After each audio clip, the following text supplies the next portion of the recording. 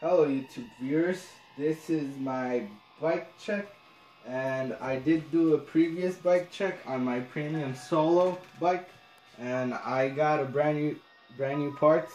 And let's start from the top.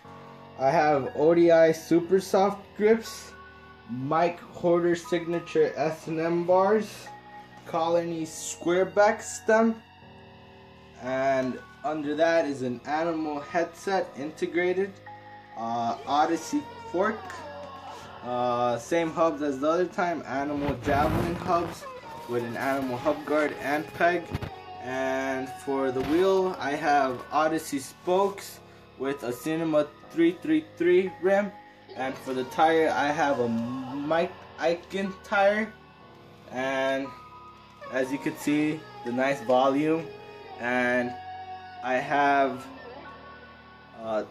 a Tree V2 sprocket, Sobrosa cranks, Animal BPE pedals, and my really old Animal seat. Then to the back, I have the Demolition Machete tires with an Animal rim and the same setup as the front. Thank you guys for watching, and please like and subscribe.